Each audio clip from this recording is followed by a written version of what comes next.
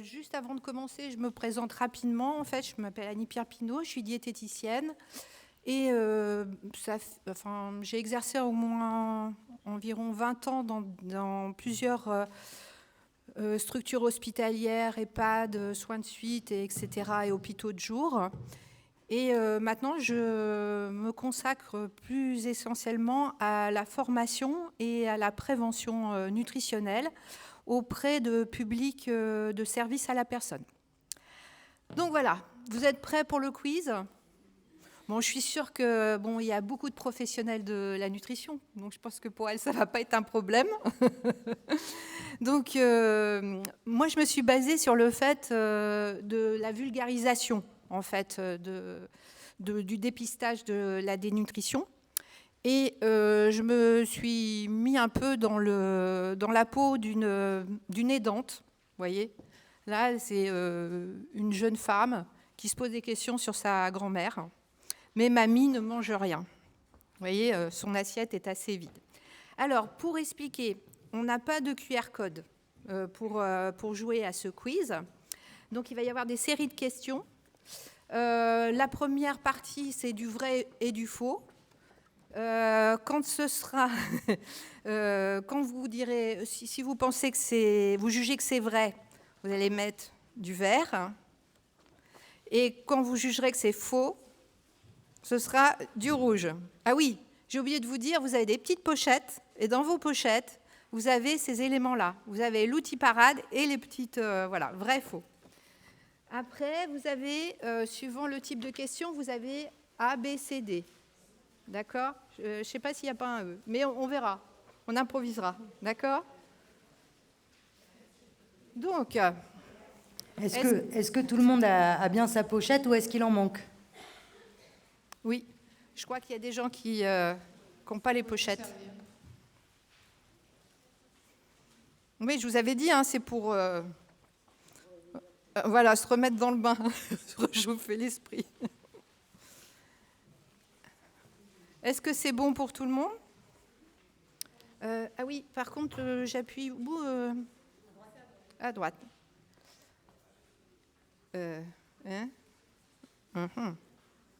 C'est sûr ? C'est peut-être là-dessus ? Voilà, ça a marché. Bon. D'accord, moi, ça a marché, mais c'est pas étonnant. Alors, partie numéro 1. Alors, on va fonctionner comme ça. Je vais vous donner toutes les questions et on répondra au fur et à mesure. D'accord ? Comme ça vous laisse un petit peu de temps, mais enfin, bon, normalement, ça ne devrait pas être compliqué. Alors, vrai ou faux ?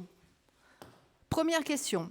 À son âge, c'est normal, mamie donc, de manger comme un oiseau. Est-ce vrai ou faux ?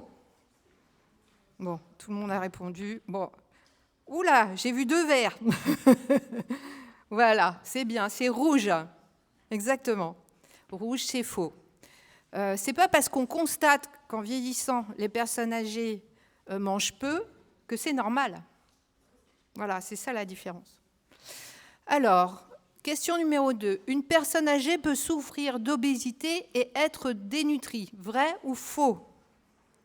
Bravo. Les gens ont suivi ce matin. Bravo. Alors, question numéro 3. La dénutrition augmente le risque de chute, d'infection et d'hospitalisation. Vrai ou faux ? Voilà, vous avez 100%. Franchement, bravo. On se croirait à l'école des fans. Pour ceux qui sont de ma génération, parce qu'il y a des gens qui ne connaissent pas l'école des fans. Alors, quelques chiffres sur la partie numéro 2. Là, ça se complique. Voilà, c'est A, B, C, D qu'il faut répondre. Alors, une perte de poids significative en un mois correspond à au moins 1%, au moins 3%, au moins 5% ou au moins 10%.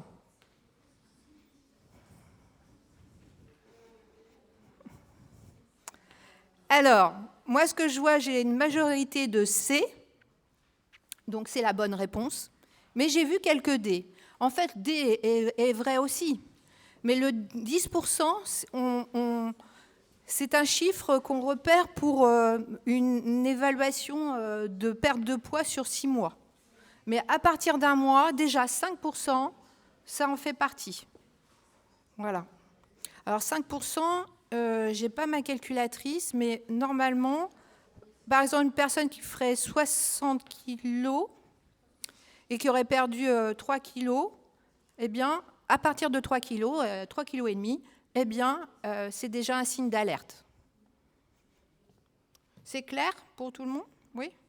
Alors, un autre chiffre parlant, après 70 ans, un IMC qui alerte, suivant les nouveaux critères de l'HAS de novembre 2021. Bon, j'ai même pas eu le temps de dire. Voilà. Bon, il n'y a que des diététiciens ici, c'est pas possible. Non, il n'y a pas que des diététiciens, ce que j'ai discuté tout à l'heure. Bravo, oui, 22 maintenant, c'est le nouveau critère. Autrefois, c'était 21, je crois. Alors, est-ce que je suis allée un peu vite? Non? Non, c'est bon. Alors, les bonnes pratiques maintenant. Pour faire face à la dénutrition, qu'est-ce qu'il faut faire? On supprime le dessert, on allège les portions, on enrichit les plats, ou on dit « Allez, encore une petite cuillère pour me faire plaisir ». Bon, c'est bon, tout le monde a missé, bravo. En tout cas, attention, attention à ne pas forcer. Hein. Ça, c'est un peu en termes d'éthique, on n'a pas à forcer une personne à manger. Hein. Et puis, c'est très infantilisant, quelque part. Alors, question numéro 7. Les compléments nutritionnels oraux, les fameux CNO, ça sert à quoi? Est-ce que ça sert à remplacer un repas? Est-ce que c'est idéal à donner en collation? Ou si c'est pour faire plaisir au médecin? Ou si c'est pour redonner de l'appétit? Alors, donc là, j'ai un maximum de B. C'était la bonne réponse. B était la bonne réponse. Pour redonner de l'appétit, il y a beaucoup de gens qui pensent que ça redonne de l'appétit de prendre des compléments nutritionnels oraux. La perte d'appétit, c'est un système complexe. Et ce n'est pas à travers un complément nutritionnel qu'on va redonner de l'appétit. En général, même on a quelquefois du mal à faire passer, après 8 jours de prise de ces produits-là, qu'on l'on continue au-delà de 8 jours. Donc on sait bien que ce n'est pas des produits si faciles que ça pour redonner de l'appétit. C'est un système plus complexe. Mais c'est idéal à donner en collation, puisqu'un complément nutritionnel, c'est un complément, donc c'est à donner en plus du repas pour augmenter les apports énergétiques sur la journée. Le but étant de faire reprendre du poids. Est-ce que c'est clair pour tout le monde? Alors, à faire plaisir aux médecins, bon, c'est une petite anecdote, mais j'ai travaillé pas mal en EHPAD et je voyais que souvent, on donnait les compléments nutritionnels parce qu'on se disait, au moins, le médecin, il va être content, on a donné un complément. Voilà, c'était une petite blague. Hein. Une blagounette, mais qui ne sert pas à grand-chose. Alors, facteurs de risque. Parmi ces situations, lesquelles favorisent la dénutrition? Alors là, il y a plusieurs réponses possibles. Donc, il faut avoir beaucoup de mains. Vous voyez, il y avait eux. Alors, parmi ces situations, lesquelles favorisent la dénutrition? Alors, tac. Alors, bon, en fait, c'est A, B, C, D. C'est 4 situations, voilà. Et l'activité physique, tant mieux, de toute façon, on n'avait pas le E. L'activité physique, au contraire, va augmenter la masse musculaire. Et donc, on aura tendance déjà à avoir besoin de consommer plus d'énergie, logiquement. Et puis, on sort, on rencontre du monde. Donc, l'activité physique évite l'isolement. Donc, ça ne peut être que bénéfique. Donc, ça ne peut pas être une situation à risque de dénutrition, une personne qui pratique l'activité physique adaptée. Question numéro 9. La dysphagie peut entraîner quoi? Là, pareil, plusieurs réponses. Moins d'apport alimentaire, des fausses routes. Réponse B. Réponse C, pneumopathie d'inhalation. Et réponse D, une excuse pour mixer absolument tout. Alors, Tac, tac, tac, tac, tac. Oui, en fait, oui, la réponse, vous avez tous gagné à peu près, je crois que j'ai vu un D quand même. Moins d'apport alimentaire, fausse route et pneumopathie d'inhalation, ça c'est certain, hein, on en a parlé ce matin. Et moins d'apport alimentaire, oui, c'est une difficulté. D'où la nécessité de faire une bonne évaluation du risque de dysphagie pour ne pas donner des textures qui ne sont pas adaptées à la problématique de la personne. C'est vrai que moi, j'ai vu des fois en EHPAD des personnes qui avaient plus d'appareil dentaire, qui mangeaient essentiellement avec les gencives et qui arrivaient quand même à manger de la viande et qui ne faisaient pas de fausse route. Et si on la mettait complètement en mixé, cette personne, petit à petit, elle avait le risque de devenir dénutrie par désintérêt de son alimentation. Donc faire super attention à trouver la bonne texture. Donc il faut recruter des orthophonistes. C'est compliqué, hein ? Alors, pour terminer le petit quiz, on passe à un petit cas clinique. C'est Madame L, elle a 89 ans, elle mange la moitié de ses repas. Elle dit « Oh bon non, je n'ai pas faim ». Elle a perdu 3 kilos en un mois, son poids initial était de 50 kilos. Elle est de plus en plus fatiguée et se déplace de moins en moins. Alors vous avez 2 questions à ce sujet. Cette perte de poids, elle représente environ quoi ?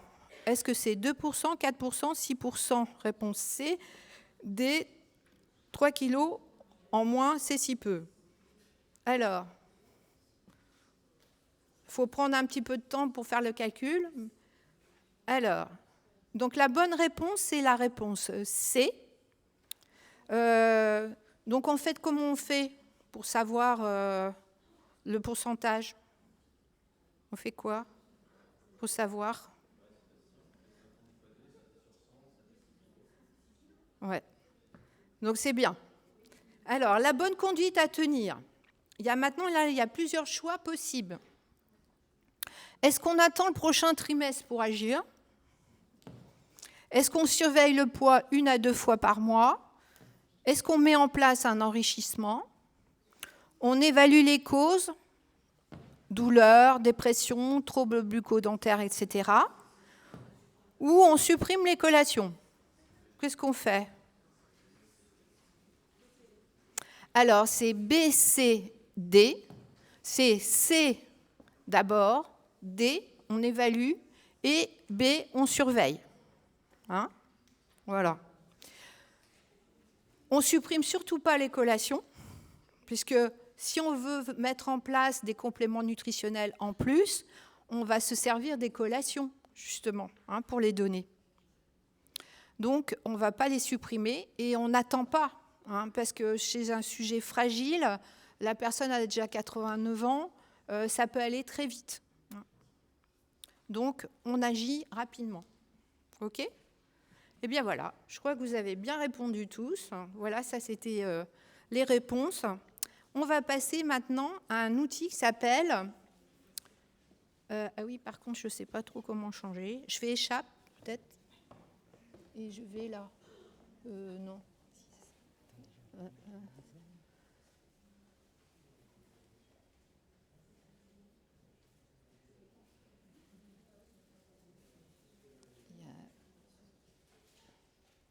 Encore un petit peu. Voilà, on y est. Super. Et là... Voilà, très bien. Alors, je ne sais pas si vous avez déjà entendu parler de cet outil, qui est un outil qui ne sera pas vraiment utilisé, je pense, par les diététiciens, parce qu'elles ont d'autres méthodes pour savoir si la personne est dénutrie ou pas. Mais pour les personnes qui se trouvent avec un accueil de personnes dans les soins, par exemple, ou les auxiliaires de vie, enfin on va en parler tout à l'heure, ça peut être un outil qui va permettre de rentrer en relation avec la personne pour voir quel est son état, sa situation par rapport à l'alimentation. Donc on appelle ça un outil de dépistage précoce. Vous l'avez, je crois, dans vos pochettes, vous les avez.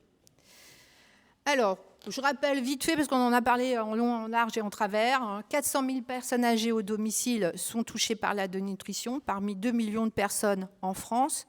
40% des personnes âgées sont hospitalisées pour conséquence de dénutrition, donc c'est un vrai enjeu de santé publique. Et 50% des personnes âgées hospitalisées sont dénutries. Ça, tous ces chiffres, vous pouvez le retrouver sur le collectif de lutte contre la dénutrition. Elle organise une semaine par an une information justement sur la dénutrition pour mieux la comprendre. Et elle organise, en fait, chacun peut participer, je crois, à des actions de prévention, faire des repas améliorés, etc. Donc il y a beaucoup d'institutions ou pas, d'associations qui participent à cette semaine. Alors, on en parlait tout à l'heure avec des collègues. Voilà les chiffres qu'on a, là, 400 000, c'est gentil, mais on ne sait pas en fait. 400 000, c'est les personnes qui ont été vraiment diagnostiquées. Elle est sous-diagnostiquée. Donc tout outil qui sera intéressant pour la dépister le plus tôt possible permettra d'améliorer en fait le statut nutritionnel des personnes âgées à domicile.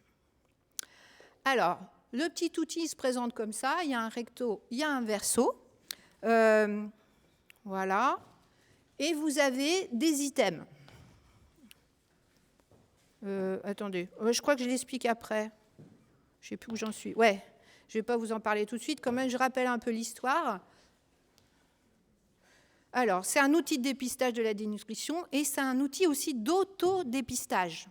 Donc ça, c'est pas mal. C'est-à-dire que ça peut être une personne âgée qui n'a pas de troubles cognitifs particuliers, qui peut avoir été hospitalisée, puis qui va chez son médecin, par exemple, et qui peut trouver ça dans la salle d'attente. Donc elle peut aussi s'auto-dépister. Et ça a été mis en place à l'initiative du collectif de lutte contre la dénutrition, avec, je crois que sa présidente, c'est le professeur Agathe Reynaud-Simon. Je pense que vous devez la connaître. Alors, c'est pour qui? Alors, comme je vous disais tout à l'heure, en consultation pour tout public que vous recevez, en prise en soin. Par exemple, j'ai entendu parler qu'il y avait un SIAD aussi, là, tout à l'heure.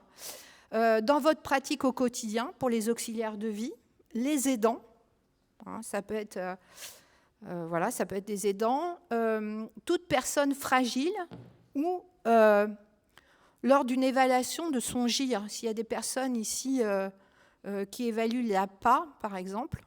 Moi, j'avais fait une intervention où il y avait une personne justement du conseil général, conseil régional, départemental, voilà, ben j'avais faux, quoi.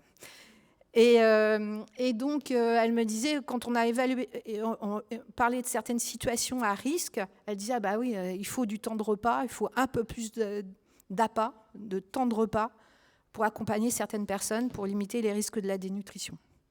Donc, tout sujet à risque en perte d'autonomie, eh bien, c'est une personne qui a un profil pour laquelle on peut utiliser ce petit outil. Alors, il facilite le dépistage parce qu'il est sous forme de jeu. Là, on n'est plus dans les MNA, etc., qui est vraiment réservé aux professionnels. Là, vous êtes sur du grand public, donc tout le monde peut l'utiliser. Il n'est pas stigmatisant, il est assez ludique, il est petit, c'est un petit format. Il peut être utile pour les soignants, par exemple les infirmières. Et je pensais à quelque chose aussi, on ne parle pas souvent des podologues qui reçoivent, par exemple, les personnes diabétiques. S'il y a besoin aussi de faire des bilans à ce niveau-là. Eh bien, ces personnes-là, elles parlent beaucoup, en fait, pendant qu'elles font les soins. Eh bien, elles peuvent rentrer aussi en relation avec ces personnes pour parler un petit peu de leurs habitudes alimentaires. Et elle permet aussi de mieux comprendre les facteurs qui conduisent à la dénutrition. Alors, on va rentrer dans le vif du sujet. Alors, si vous reprenez votre petit outil parade, peut-être que vous verrez mieux à votre place. Vous voyez qu'il y a 4 items pour permettre l'évaluation. Vous avez l'item sur le poids. On va rechercher une perte de poids. L'item pour l'appétit. pour connaître en auto-évaluation où on en est. R pour repas, évaluer la fréquence de la prise alimentaire, puisque ça va être déterminant. Et A pour alimentation, pour les difficultés, mastication, déglutition. Et le D, c'est pour dire dénutrition, en fait, para-D. Alors, comment on interprète les résultats ? À côté, si vous tournez, à l'intérieur, on vous explique, suivant ce que vous avez obtenu comme petit carré, soit un petit rond violet, un petit carré vert, un triangle orange ou une étoile bleue, eh bien, vous êtes ou non, vous êtes dans une situation à risque de dénutrition. Alors, pour faciliter la chose, moi je dis, il y a que 2 choses qu'il faut que vous reteniez. C'est la personne qui a eu comme réponse le cercle violet et le carré vert. Le reste, bon, c'est un peu en plus, mais ce qui est important, c'est déterminer celles qui vont dire, qui vont répondre avec ces couleurs-là. C'est clair ou pas clair ? Ouais.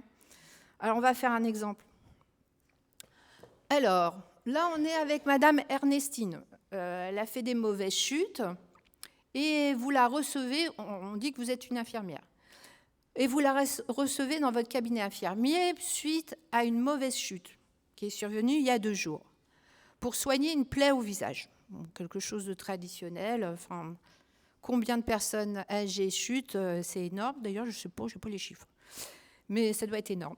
En discutant, elle vous dit que cela fait 3 fois qu'elle chute en un mois. Ça doit vous éveiller un peu l'attention. Alors, on a vu ce que c'était, les risques de chute quand on est dénutri avec la sarcopénie. Ça va vous faire tilt. Alors, vous décidez en fait d'utiliser ce petit outil parade.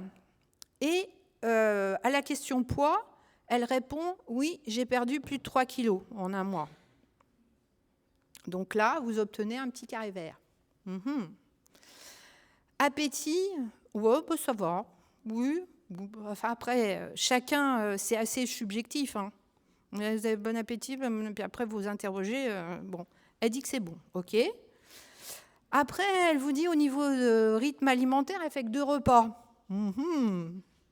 2 repas, c'est pas énorme. Hein. Donc là, hop, carré vert. Mais ça, c'est marqué. Hein. Vous voyez par rapport à votre petit item. Alimentation, je mange de tout, mais quand même, j'ai des difficultés pour mâcher la viande. Vous voyez, c'est un contexte. Madame Ernestine semble être à risque de dénutrition. Donc voilà, ça peut vous aider à ce sujet. Un autre petit sujet, c'est Monsieur Paul. Ça, c'est très classique. Hein. Monsieur Paul de retour à son domicile après 2 semaines d'hospitalisation. Son appareil dentaire a disparu lors de son séjour. Je pense qu'il y en a beaucoup ici à qui ça arrive. Enfin, pas vous, hein, mais parmi les personnes que vous recevez. Il perd ses repères, il ne sort plus faire ses courses. Sa fille s'inquiète et elle prend le relais. Il perd son autonomie, notamment pour préparer les repas. Elle voudrait mettre des aides en place. Bon, je raccourcis, hein, parce qu'il faut du temps, hein, normalement, pour faire un dossier APA, mais bon, voilà. Elle fait un dossier pour obtenir l'APA. Le travailleur social est déjà là et il vient évaluer la situation. Et il décide de présenter l'outil paradé à Monsieur Paul. Alors, qu'est-ce qu'il répond ? Alors, le poids, il dit « Alors ça, je ne sais pas très bien. » Ça, c'est très courant. Hein. Ça fait un moment que je ne me suis pas pesée. Je ne sais même plus où est la balance. Ça arrive souvent aussi. Il ne sait plus quel poids a été annoncé lors de l'hospitalisation. Et ça, c'est vrai que souvent, ils ne connaissent pas leur poids, même à la sortie d'hospitalisation. Alors, c'est vrai que des fois, c'est sur les comptes rendus, mais je ne sais pas s'ils lisent tous leurs comptes rendus d'hospitalisation. Appétit, bah, c'est très faible, il a le goût à rien, je n'ai pas le moral. Hein. Le repas, bah, je fais 2 repas. Le petit déjeuner, bah, je me lève tard, hein, donc bah, je prends un petit déj. Et puis le dîner, bah, soupe et fromage. Hein. Bah oui, j'ai pas faim. Ok, donc là, carré vert. Carré vert et rond violet, cette personne est à risque. Alimentation, j'ai perdu mon appareil dentaire, donc j'ai du mal à manger. Le pain, je le trempe dans mon bol de café au lait le matin. La viande, c'est difficile à mastiquer. Bon, ça, on ne parlera pas des troubles de la déglutition en faisant tremper son pain dedans. Mais bon, ça mise à part. Vous voyez, ce monsieur, il est tout à fait à risque. Vous voyez comme quoi c'est quand même un outil qui peut vous guider. Alors, si on interprète un peu plus, monsieur Paul y présente des signes de perte d'appétit, de repères et d'autonomie, ainsi que des troubles de la mastication. Donc tout ça, ce sont des signes en faveur d'une dénutrition. Alors même s'il fait des troubles de la mastication, on ne sait pas s'il fait de la dysphagie, mais pour autant, bon, ça peut entraîner petit à petit, surtout s'il fait tremper son pain. Voilà, s'il ne se racle pas la gorge, bon, ça peut aller loin. Alors, qu'est-ce qu'on va faire avec ce monsieur ? On va l'informer en lui conseillant vivement d'en parler à son médecin traitant. Le médecin traitant, c'est la pierre angulaire. Et le travailleur social, lui, qu'est-ce qu'il va proposer ? Eh bien, il a tout compris. Il a dit, je vais proposer à sa fille, dans un premier temps, une mise en place d'un portage de repas avec une auxiliaire de vie qui présente à l'heure des repas. Parce que le portage des repas, c'est très bien, mais il faut quand même, si la personne est en perte de repères, avoir une auxiliaire de vie à l'heure des repas pour le stimuler, pour lui dire « Attention, et il est 13h, là, vous n'avez toujours pas mangé. » Donc voilà, donc ça, c'est aussi pour rompre l'isolement, parce que pendant ce temps-là, elle va lui parler de la pluie et du beau temps, elle va lui peut-être lui mettre de la musique qu'il aimait bien autrefois, voilà, mettre un contexte qui va lui permettre de rompre l'isolement, et tout ça, ça va favoriser l'appétit. C'est clair ? Vous avez des questions ? Non ? Alors, une autre situation qui me tient à cœur, je vous l'expliquerai après. Madame B se rend une fois par mois à une permanence de France Alzheimer pour échanger avec d'autres conjoints aidants, comme elle. Le thème choisi de cet échange est « Comment prendre soin quand on est aidant ?» Soin de soi, excusez-moi. Un des intervenants en santé distribue, il a eu la bonne idée, de distribuer ce fameux outil Paradé à l'assistance. Et Madame B, elle a fait le test, c'est un autotest, elle peut le faire elle-même, elle n'a pas de trouble cognitif, donc elle peut le faire, et elle obtient quand même un petit carré vert, notamment à appétit. Alors comment on peut interpréter la chose par rapport à sa situation ? Eh bien, à appétit, elle a obtenu faible. On peut dire que cette personne, en tant qu'aidante d'une personne Alzheimer, eh bien, elle a une charge mentale élevée. Elle ne prend pas de temps pour elle, elle est accaparée par le quotidien et sa présence auprès de son mari. Je pense que vous en avez connu et que vous en connaissez encore des personnes comme ça.